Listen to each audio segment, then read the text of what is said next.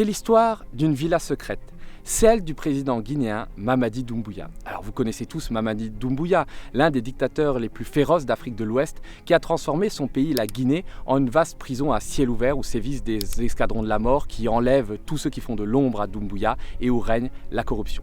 Mais ce qu'on sait moins, c'est que Mamadi Doumbouya, qui se présente volontiers comme anticolonialiste et panafricaniste, est en réalité déjà soutenu par Emmanuel Macron et est un citoyen français. Depuis 2020, il se fait construire une villa dans le sud de la France, dans le Gard, la région d'origine de son épouse, ce qui pose évidemment des questions. Avec quel argent a-t-il acquis et réhabilite-t-il cette villa? Ça pose des questions de bien mal acquis parce que si Doumbouya opprime les Guinéens, il n'oublie pas de préparer sa retraite dans le sud de la France. Alors, en attendant qu'on aille visiter cette villa qui se trouve juste derrière moi, vous pouvez vous abonner à la page de Chroniques de France-Afrique sur les réseaux sociaux. Et si vous voulez soutenir notre média 100% indépendant, vous pouvez nous faire un don. Tous les liens sont en description. Chroniques de France-Afrique en mode « J'irai dormir chez Doumbouya », c'est parti. Le drame de l'Afrique, c'est que l'homme africain n'est pas assez entré dans l'histoire. La France, elle est liée à l'Afrique. Il y a comme une convergence d'intérêts communs. Mais vous m'avez parlé comme si j'étais le président du Burkina Faso. Quelque part, vous me parlez comme si j'étais toujours une puissance coloniale.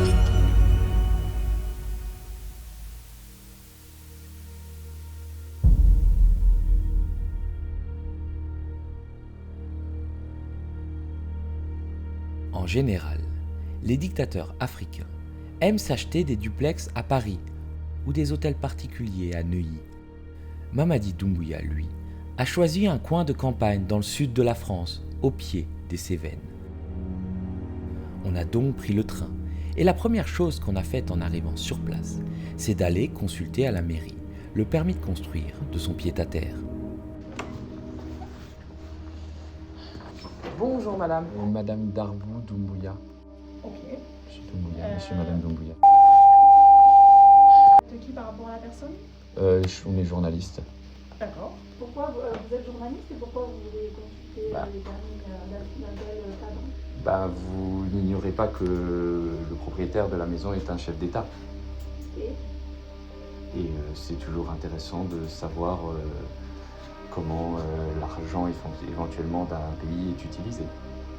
D'accord, ok, donc ça va, d'accord. Oui, voilà, c'est quand même pas une personne lambda. Après, il est disponible à tout le monde, donc on peut le consulter. Mais après, il faut vraiment que tout soit clôturé. Et quand il y a un dossier en cours, en fait, on ne peut pas communiquer aux personnes. Donc il y a des choses là qui sont en cours d'eux. Bon, je crois qu'on s'est fait un peu jeter de la mairie. Tu vois, ce qui n'est pas très normal, c'est que normalement, n'importe quel citoyen, n'importe quel kidam peut consulter n'importe quel permis de construire. On n'a pas à justifier pourquoi ni comment. Et là, à la mairie, pourtant j'avais appelé en amont pour m'assurer que c'était bien possible sur place. On m'avait dit non, pas de problème.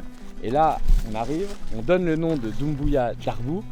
Et il y a un froid qui s'est installé, le masque est tombé, tout d'un coup il fallait remplir des papiers, justifier mais pourquoi vous êtes là.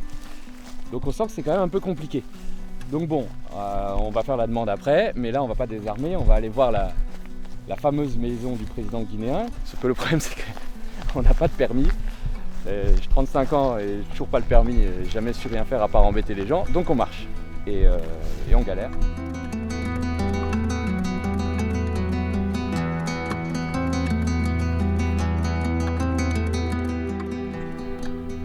Ouais, c'est bon, c'est toujours tout droit. Ah, vraiment, on s'est paumé. Ça nous rajoute 3 km pour arriver jusqu'à sa maison. Les mecs sont journalistes d'investigation, ils ne savent même pas se repérer sur Google Maps.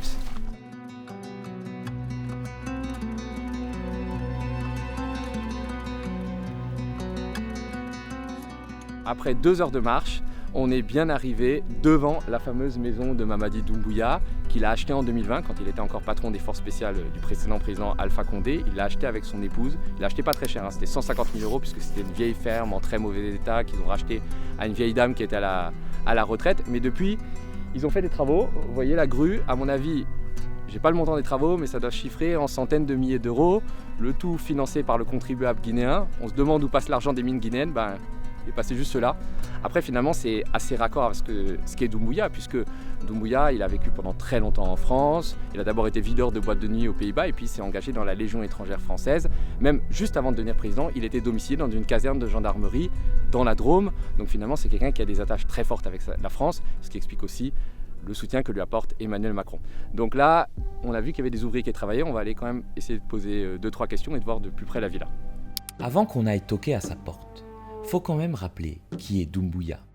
Le dictateur guinéen aime les grands discours. Nous sommes tout simplement pro-africains. C'est tout. Mais il n'aime pas être contredit. Il fait donc disparaître des opposants, des journalistes, et il a même kidnappé les enfants d'un chanteur qu'il avait critiqué. Tous ceux qui lui font de l'ombre finissent à l'ombre, dans une prison secrète sur une île gardée par ses sbires. D'ailleurs, en parlant de sbires, on est tombé sur d'inquiétants personnages. Bonjour. Y'a quelqu'un? Bonjour, vous allez bien? On est journaliste, il y a un responsable ici ou pas? On voudrait avoir une interview avec un responsable. Quel responsable? Ben, responsable. Vous pouvez voir d'abord mon... Non, mais vous pouvez pas voir mon téléphone. Et Oui, vous voulez quoi? moi, je veux une interview et tout ça parce que bon, vous savez que c'est la maison à un président ici, donc. Sur la maison à qui? Vous dites? C'est pas le président Mamadi Doumbouya qui est propriétaire? Non, si pas. On est de la sécurité. Vous êtes de la sécurité et vous êtes guinéen et vous savez pas? On est quoi? Vous êtes guinéen, non? Sortez ça. Et envoie le VHR là. Très bien, Monsieur,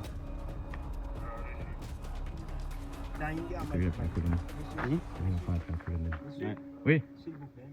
oui.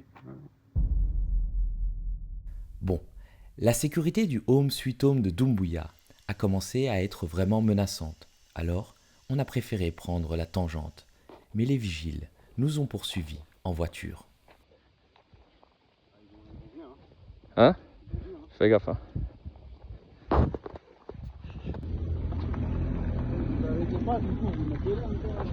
Bah, tu me poursuis. Tu me suis. Ah bon? Et là, tu fais quoi?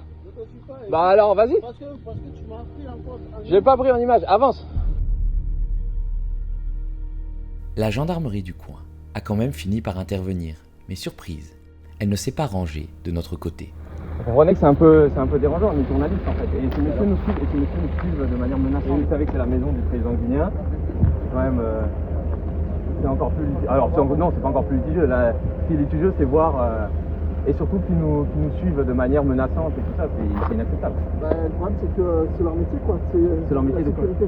Ah, de suivre les gens, non. Voilà. Et éventuellement, Bah, du moment où ils pensent qu'il y a une menace, une menace, on est journaliste, on est venu, on s'est présenté.